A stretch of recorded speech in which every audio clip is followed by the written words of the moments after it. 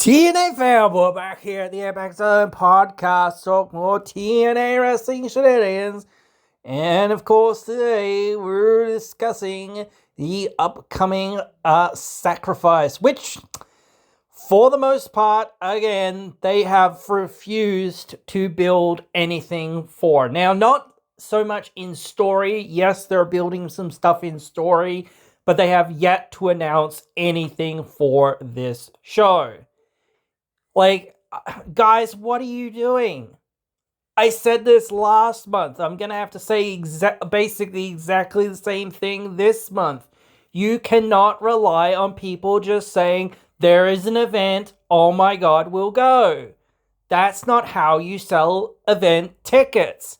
Just because you have your loyal fans that will come to your shows, and maybe some walk-up fans that will come to your shows, doesn't mean you don't... the level of advertising that is there just to say that there is a show and it is on isn't enough to draw people to come and see that show. That is not what people buy into. Maybe on the TV episodes it is, because they know, hey, we're gonna get to see this build to the next pay-per-view, whatever. And again, your monthly special pay-per-views or whatever else you want to call them never really do that well. So again, why do you refuse to pull your finger out and say, oh, well, we'll actually build something, we'll actually announce something? I understand if there's some reason that you can't put something there, but put anything there. Anything. And then people will be like, oh, this is going to happen at that show? Well, why don't we buy tickets to see the frickin' thing? You know? And you've got to do it as quickly as possible. You cannot leave it to 2 weeks or 3 weeks before. Even a month of build isn't a lot of build for a lot of people. You know? Even a couple of months or 3 months isn't a lot of build, realistically. But it's better than barely a couple of weeks. Yeah, you know, it's just ridiculous. You've got to actually have these things announced. And if you've got things planned, you've got to announce them. You've got to announce them quickly. So you can't be saying, well, we don't know what we're going to do with this or what we're going to do with that, or we haven't got to that part in the story yet. It doesn't matter. You know, that's what you need to announce already. So announce it. Because otherwise people are going in blind. Hopefully next week you're going to announce some stuff, and then it's 2 weeks before it. I think that's right. I'm pretty sure that's right. Maybe I'm wrong. I don't know, man. It's a month away next week. So you got 1, 2, 3. Yeah, you've got 3 weeks next week. So again, yeah. Oh, no, that's a month next week. Whatever. Sorry. But still, you know, you need, even a month, even just over a month isn't that long. It isn't that long for people to be like, oh, this is what's happening. Let's, tune in or let's buy a ticket. That's how people decide whether they're going to watch the show is if you've got compelling stories going into the event. What matches are going to happen? What's going to happen? Who's going to face who? Why are they facing? Etc. All that stuff. So you can't leave these cards, with a month away being like there's nothing announced. Announce something. Anything, because at least then people go, oh, okay, they'll announce some other stuff probably next week, which I'm sure they will, hopefully. Look, again, I could go into the spoilers, but I'm not gonna, not right now. If people tell me, hey, go into the spoilers, then I will,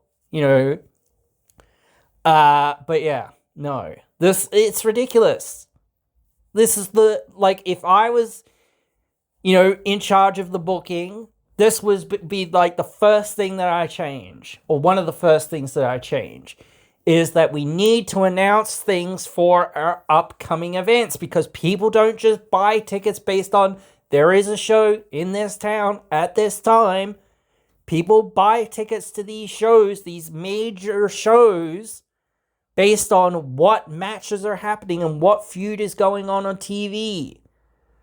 And again, like, why wouldn't Elijah and Ali be on this show if you're not going to plan something else for each of them? You know what I mean? So that match, the casket match that they had tonight, they should have had that match at Sacrifice, in theory, if you're not going to do something else with them.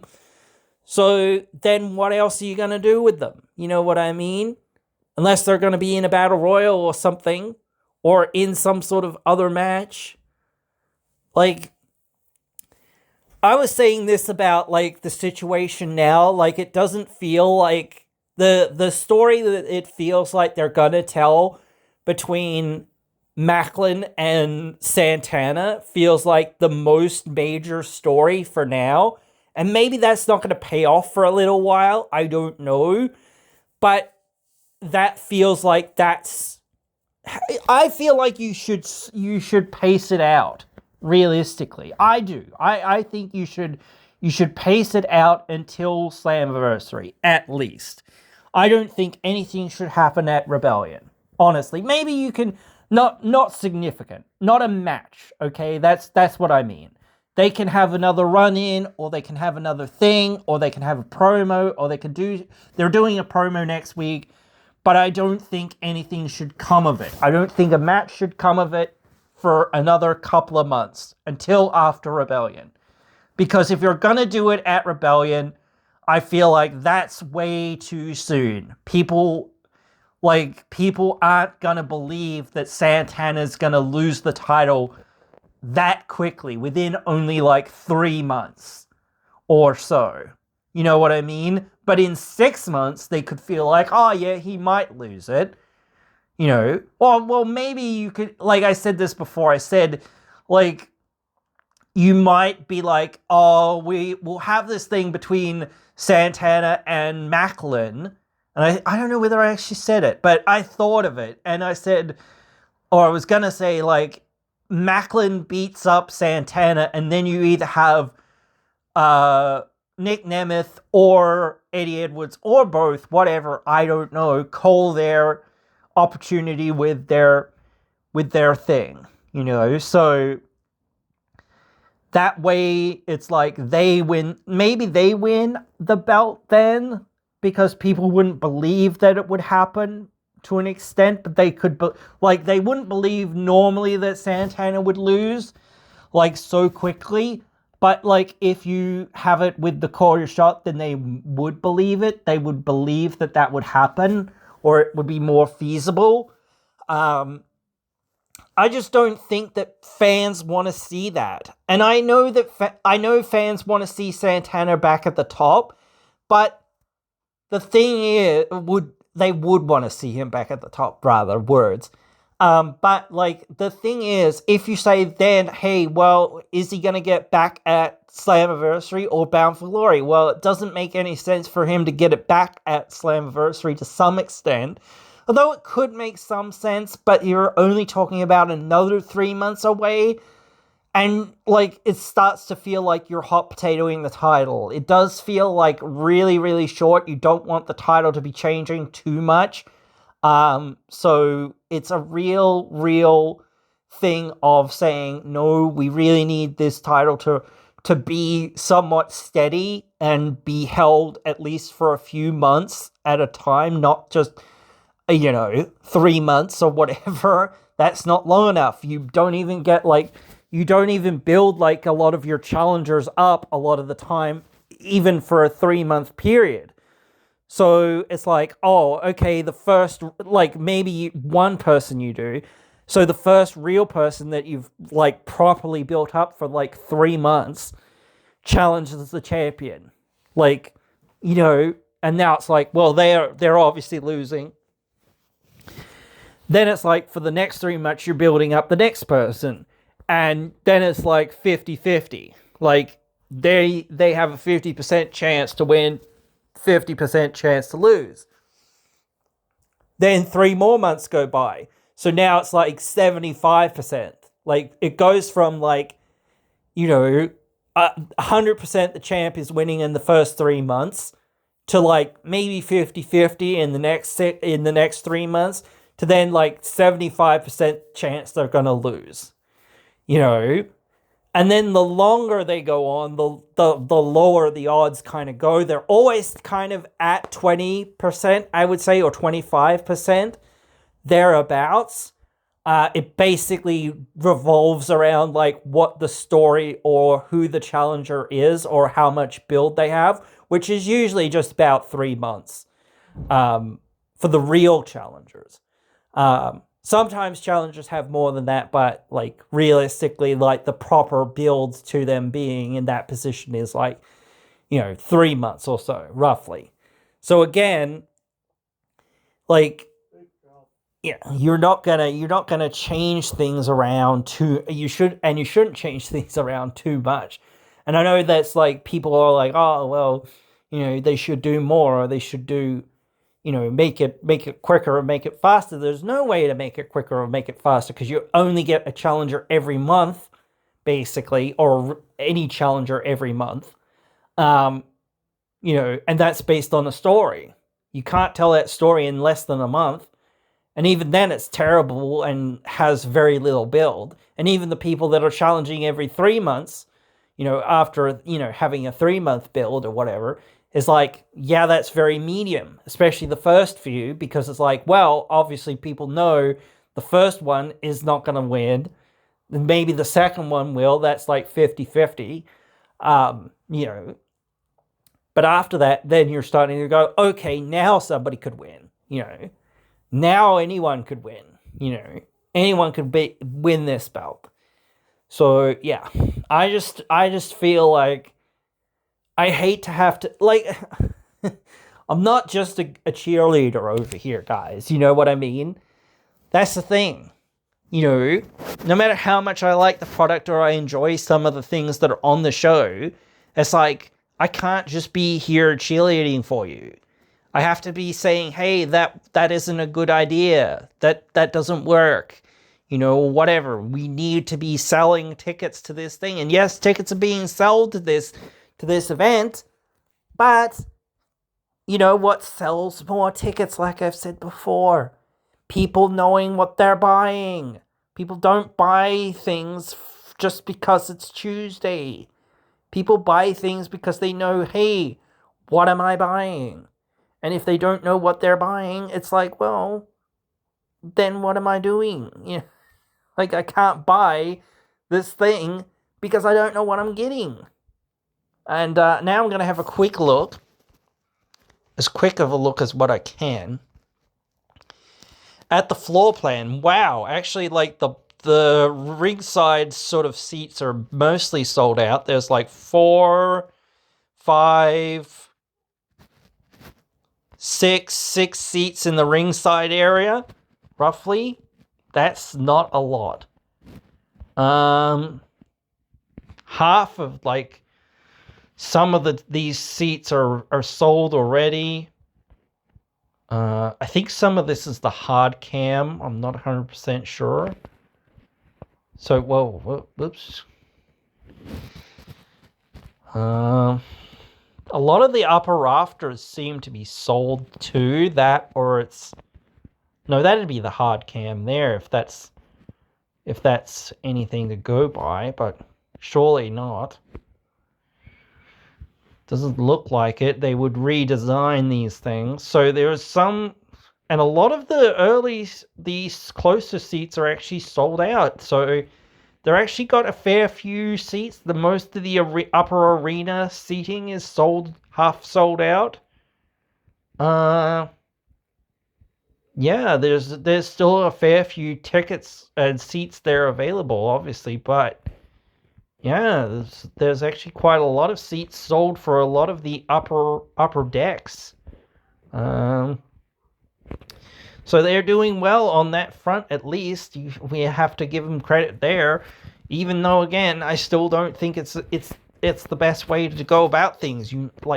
If you want to make a sellout, how do you make a sellout? You announce matches. Because, like, if people are paying any kind of attention or anything to the show, they know what the feuds are. You know, they know who the wrestlers are. You know, so, and, like, you can see, like, some of the things that they're kind of weaving, but it doesn't matter if I can see it, or if Steve can see it, or if little Johnny can't see it, or whatever else it is. They can't figure out where is this going, or whatever else it is. It's like, that doesn't matter. It doesn't matter if you can't see where it's going, you know. Because, yeah, like, when they announce it, it becomes clear. So people don't have to use their imagination to go, where is this going? You know, this is where it's going. Okay, now I know what we're doing. You know, I just not gonna be guessing, going, oh, it could be this, it could be that, it could be 60 other things, it could be something else all the time, you know, like, or whatever it is, you know. Okay, no, this is what it is. That's it. Right, cool, right.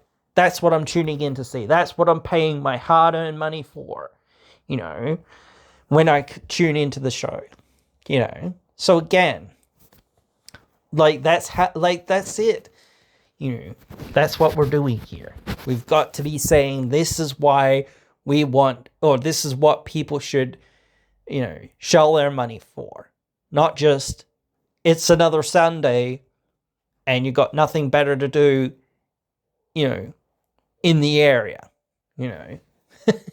Because there are so many other better things to do in the area, and people need to make plans weeks and weeks and weeks in advance, so that they can actually be there, you know, even if they live nearby, you know.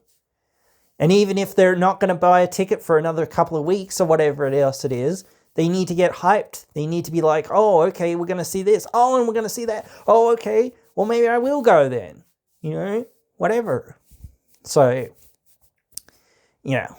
I really hope that they stop doing this. And they, like, maybe next month they will, because it's Rebellion, and then they've really got to turn on the juice and actually have something built up, or somebody built up for a long period of time, and there's only a couple of people that are kind of on that level. So we'll have to wait and see. But yeah, I can't wait to talk some more about more specific stuff in some ways.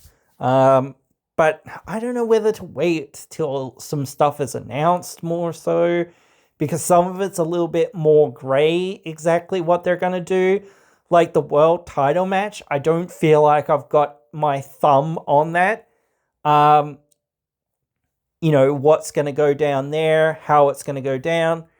I started to feel like maybe you might be, like, going towards maybe a triple threat in the Knockouts division. Something like that. You might have Ariana versus Jody versus Danny. I feel like that could be kind of interesting. Maybe even a fatal four-way, maybe, but, like, I don't know. Like, honestly, Ariana's just won it, so obviously I feel like she's not losing it. And I feel bad because I'm like, damn, I wanted Danny to win that belt in some ways. But it's like, Ariana's good heel, so, and they're actually giving her the mic and time to gut promos, and she's pretty okay at doing it. And she's pretty decent in the ring from what we've seen thus far. So if she keeps having solid performances, you know, there's nothing to complain about. It's just the idea of saying, well, who's gonna challenge her, and who's the next biggest babyface? Indy Hartwell, I guess. Like, that's the next biggest babyface. I don't know that you'd say you're definitely, unfortunately, not putting the belt on her at this point. But she is the next biggest babyface. Like, or the biggest babyface that's there, I think. Mara's kind of creeping up. Yeah, I feel like she certainly is creeping up. But that's not gonna happen for a little while, I don't feel like. Um, you know, maybe Zaya Brookside, but like realistically, she's in the same position that Lei is in, where it's like, you know, um, she's just a tag team mid card person, basically at the moment. Um, Honestly, it does feel like Sade kind of it would be, unfortunately, right now more of a B show player, um, which I think that this is kind of a trial run in a sense, right now at least. Um, but she can still be a absolute star in that division. She doesn't just need to be the champion, and this is where people, like, I do think that people get a little bit like crazy with things or whatever. She doesn't need to be the champion. Yes, she needs to be like in the division and trying to climb the ladder, so to speak. Everyone needs to be in the division and climbing the ladder, but everyone needs a story. And it seems like that story with Elena Black seems interesting thus far, but it's I could feel like that Elena could lose there, but it also feels like you don't want Elena to lose like so much so quickly, since you've brought her in, like, unless like she's only going to be here for a short term, because otherwise it starts becoming like she can't win, sort of thing. And it sort of becomes like she's just here to put other people over. You never want anyone to feel like, and I know you don't want just 50-50 booking, but like, you don't want somebody to feel like, oh man, they were just brought here to put everyone else over.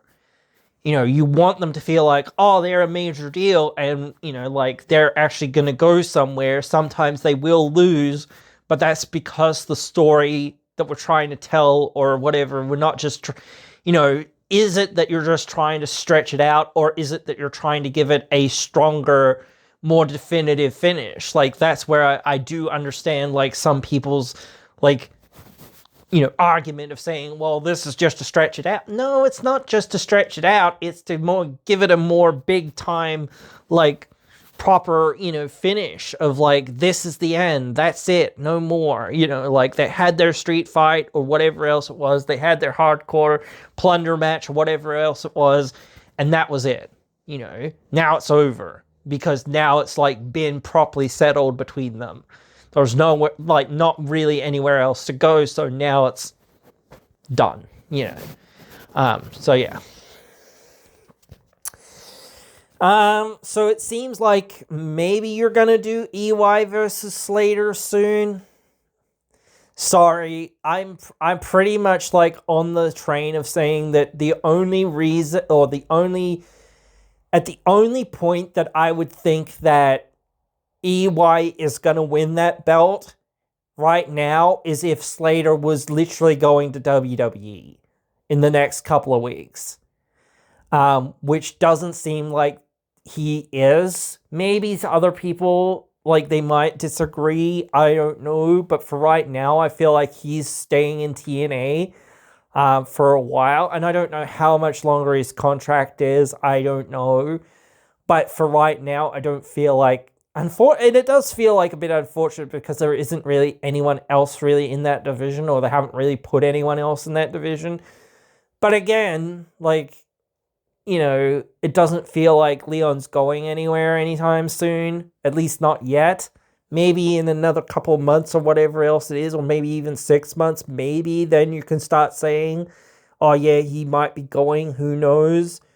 But right now, I don't really see it. Or if he's making more WWE bookings, or WWE's giving him more bookings, then it starts being like, oh, okay, the writing's being on the wall more, or whatever. And the same for anyone and everyone that's in the company.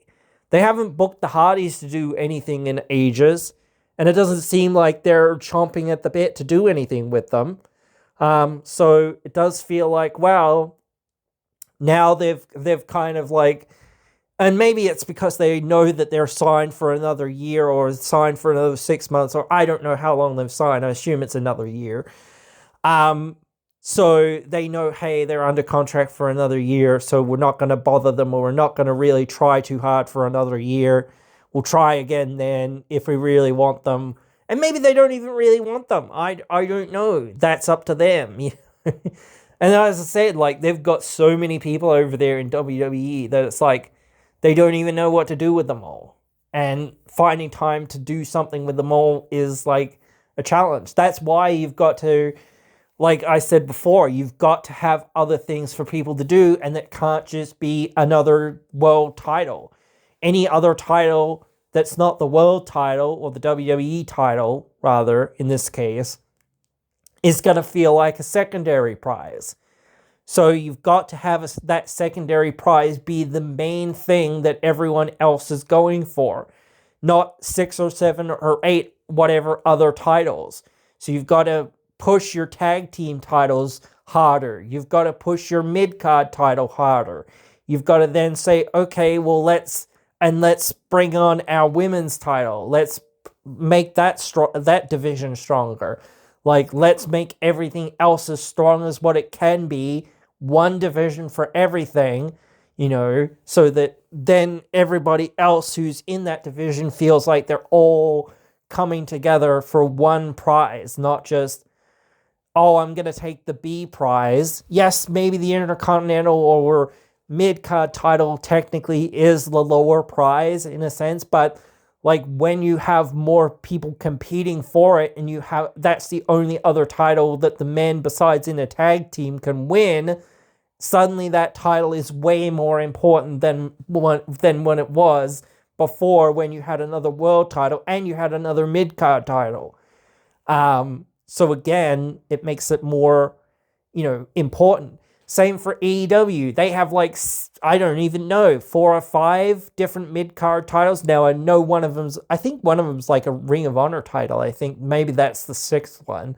I don't know. But again, you've got too many mid-card titles for the men's division. It's like and none of it means anything because, again, you've got too many things and you should only maybe have at most one, unless it's like you're going to have a cruiserweight or X division or something else sort of style of title, or a title that is, its own unique, different, special thing, that makes sense. You should have one world title, one mid-card title, maybe one specialty title of some sort, one set of tag team titles, women's titles, and, that's it. That's all you should have. You shouldn't have 500 whatever mid-card titles because they all wind up being less meaningful, So that's happening with EY and Leon. So I see Leon winning that when we get there. Plus, again, it's like EY's done everything. It's like, why does he need another reign with the X Division title? He doesn't. Maybe I don't know. I would like to say that he can get a second match, a hardcore match of some sort, or some sort of plunder match at some point, maybe, but I'm not sure. Plus, it makes me wonder what else you're going to do with him. But then again, like, he wasn't on TV for weeks there at a certain time. So it was like, oh, okay, we're trying to build these other guys. We're not really doing too much with you. But now we're like, well, we need you because, well, we're running out of, challengers for this or people for that. So we're going to stick you in that position.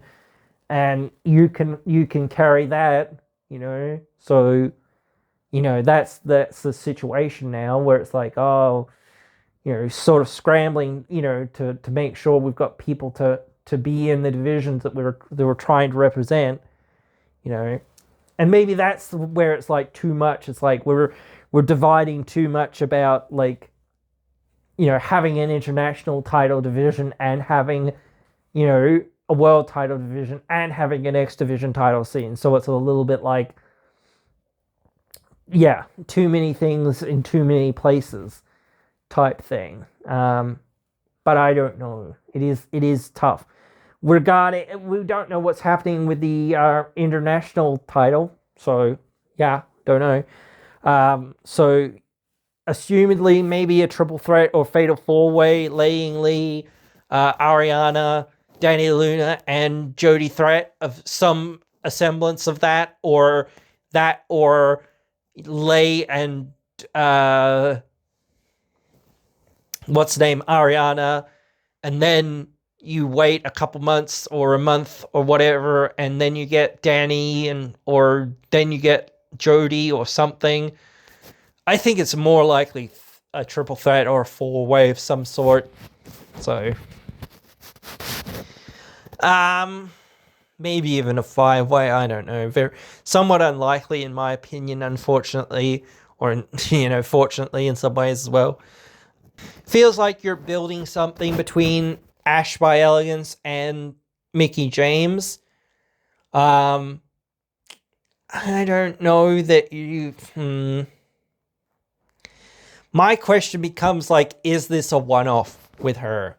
And is she, like, that's what I mean. Is, like, she's probably going to wrestle this match with her, and it's like, okay, is that it? Or, maybe it's like a short-term plan of, like, she gets a win or whatever, and then they have a big blow-off, street fight or something like that, or whatever else it is, and then go from there or whatever. I don't know. But again, like, Mickie doesn't need to win the title again.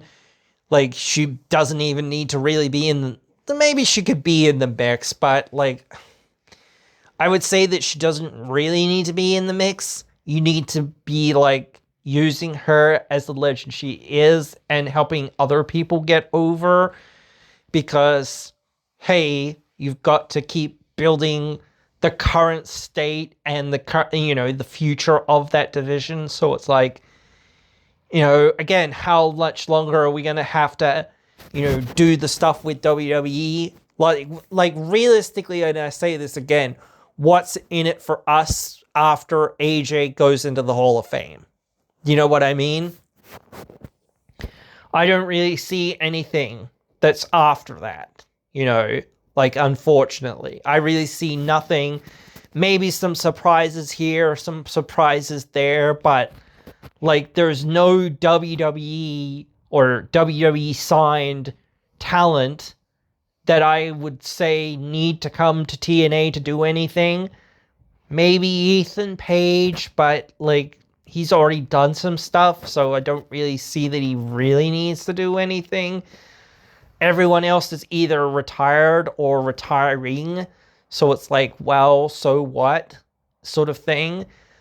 And I keep saying the same thing in regards to it, but, like, it is still relevant, and it is still something that I think they need to hear from the fans, and whatnot, that fans just aren't interested, like, we really aren't interested. Like, there was a time and a place that they were interested, I think, but that time and the place, like, has really passed them by.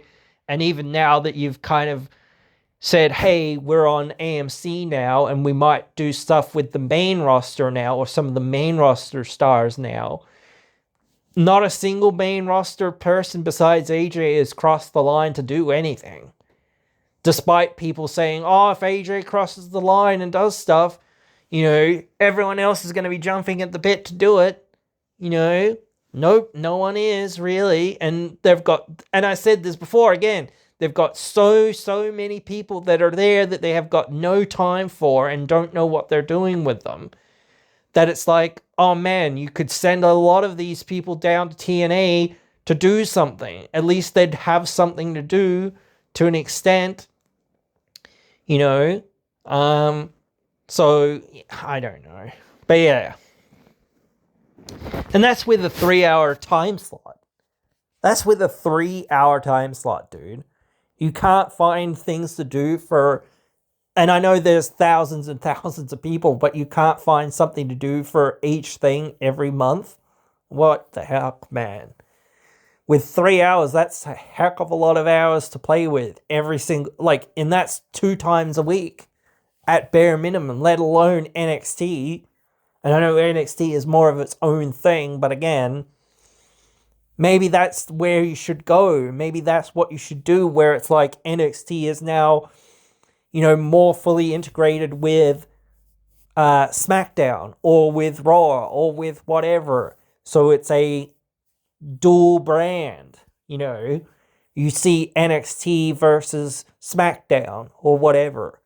Something like that. I don't know. You almost always see that more so on that show, where it's like, yes, we've had these young guys or these new guys coming in, and they're not really ready to be the main event level guys or whatever else it is, or they aren't known by most people realistically.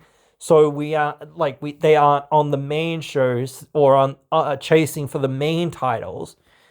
So, here they are on this show, and they're going to challenge for the B side stuff.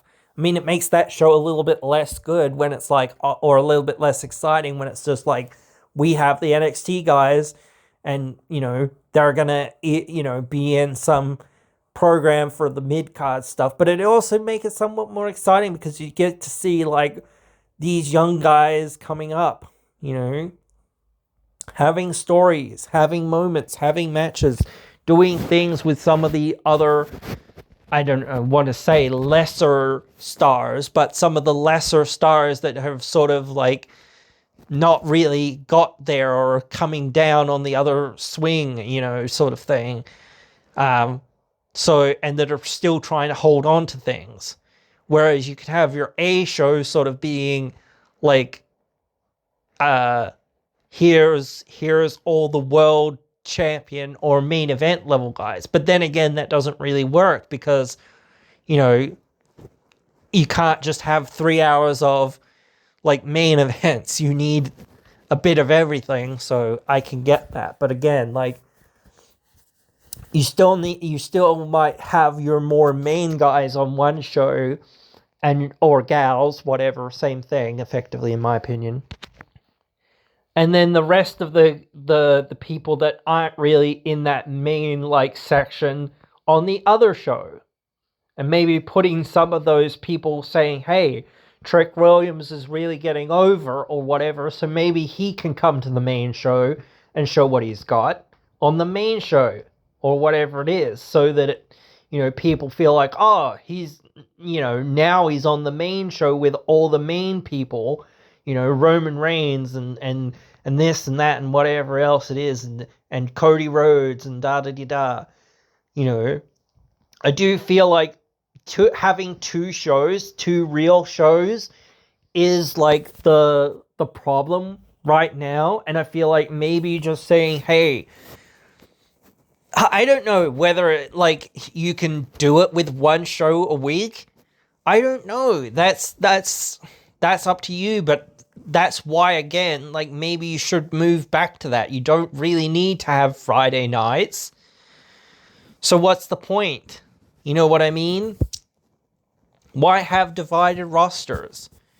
What's the point?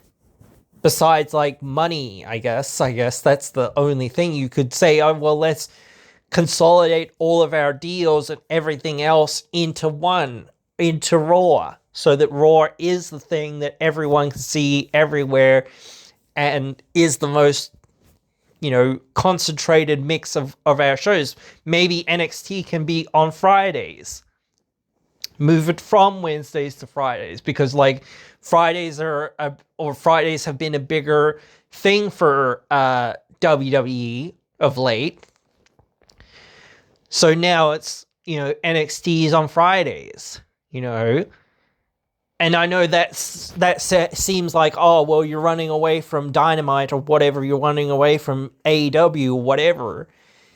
But like, it's just more about like saying, well, we don't really want to have effectively 3 shows a week. We want to have 2 shows a week. We used to have 2 shows a week. Now we have 3. That's ridiculous. Like, even if one of them is taped, like, that's ridiculous. You know? So move one of the shows to another day, or cancel one of the shows and say, okay, let's focus in. Let's focus in on one main show. We're going to cut the other half of the titles, you know, and we're going to have one set of mid-card titles, one set of tag team titles for the men and the women, and we're going to have one set of world titles for the men and the women. So those titles are going to be the titles that are defended on, you know, the main show every week, Monday night. And then NXT is going to have its titles. And maybe you could even say, hey, NXT wins those titles or gets those titles or whatever else it is. So that helps their titles, or it helps their performers, or helps their wrestlers, to help them build them up. You know, instead of having these effectively other mid-card world titles, you know. So, but whatever, that's their problem to have to deal with. But still, like, that's the way that I sort of would look at it. I would look at it like, you know, there's too many moving parts, you know, too many days. We need to consolidate, you know, and not everyone can get the participation trophy, you know, so to speak. If you're on NXT, perhaps you're getting more of a participation trophy.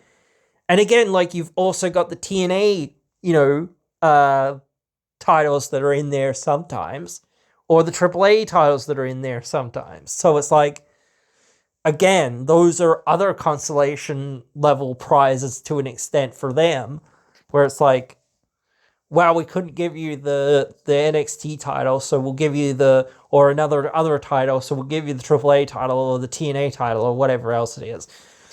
You know. So yeah. Nah. I don't know. I don't know how people will look back on this era of TNA. I will look back on some of it fondly, like some parts were good, some parts were good here and there, but certain parts, like, again, it's like, oh man, this is, you know. And again, like, not to say that I understand what people are saying, but it's like, we can't just have WWE guys here. We need some WWE guys here. That's fine. Not to say that people from WWE or anywhere can't come here, but they can't be the main focus or the only focus. You know what I mean? You've got to have your young and up-and-coming guys, or whatever else it is, or some of the guys that sort of slipped through the system, so to speak. They were there in WWE for hot cup of tea or whatever else it was, or they were doing something there, but it didn't really work out or whatever else it was. Like Steve Macklin, like Deonna Purrazzo, you know, like a lot of people, really, like Elijah, like Mustafa Ali. I don't know whether to say Nick Nemeth, because he got so many different things in his career there, but, like, realistically, they missed the boat on him a lot, in many ways, and, you know, he sort of fits into that role. But he, again, same with a lot of these other people. Not to say that he's an old timer, but he's a guy that is now the guys that you're saying, okay, well, we're just using them to help to get people's eyes on the product to an extent. Same with the Hardys. You know, they're just here to be the draws, in a sense, or partly a draw, you know, while we're building up some of our other younger guys or whatever else it is. They can still win belts and win titles and still be, you know, important or whatever else it is, but they can't be the main focus. We've got to have other guys, you know, or the only focus rather, either. You've got to have other guys there that people are like, Leon, he's really cool. He's the X Division champion, and he could be the youngest world champion ever, or whatever else it is. You know, this and that. Even like Rich Swann, a guy who's won the title before, but he's still there, and it feels like he hasn't really outstayed his welcome, so to speak, in that main event scene. So people would be, I think, accepting to see him in that space. I think AJ Francis, absolutely amazing on the mic, has actually had some really great matches of late. So has proved that he can, put it on when it counts. And, so that's the recipe for getting to the top and being one of the top guys, realistically, or one of the next top guys, potentially, at least, you're starting to see this feud between him and Mace Warner. I don't know what you're going to see there, because, it feels like it's not going to end for a while, probably. They've got to have at least a plunder match. They're going to have some regular match, I'm sure, which will be fine, but then they've got to have some, ridiculous plunder match of some sort or something else. So that won't be for another month. That might be at Rebellion. Who knows? That could be tomorrow. Who knows? That's what I mean by saying this is why you announce things, or whatever else it is. You don't leave people just in the dark going, well, maybe they'll tell us something next week, or whatever else it is, or I just have to look up the spoilers and then find out myself just so that I know, oh, this is what I'm buying into, whatever. They've actually told me the matches or whatever is going on. Oh, cool, great. Now I know what I'm buying into. So yeah, it is what it is, like I say, guys. Anyway, I think you get the picture, you get the idea. I'm not going to go through most of the stuff that's going on that's here yet, I don't think, because there's no real point until they actually announce things. Like I said, so yeah, we'll wait till they actually announce things. Hopefully they will next week. For those who have gotten here, fuck ICE. Fuck this pedophile system of the Zionist movement that is infiltrating everything in our world. We must make a stand against it. And I'm not gonna ever stop telling you guys this. And if somebody who listens to this podcast or whatever wants to report me for saying these sorts of things, go ahead. I do not care. If this account or whatever gets banned, I will make another one. And if that account gets banned, I'll make another one. And so on and so on and so on. I'm not going to go away. I'm not going to stop saying these things. I don't think anything that they're doing can be justified, so I'm not for it. So yeah, I am here to say, hey, hopefully you are with me, and hopefully we are together to make this world a better place for everyone who is in these situations. Yeah. So guys, I hope you've enjoyed this one way or the other, and hope you join me again for another one.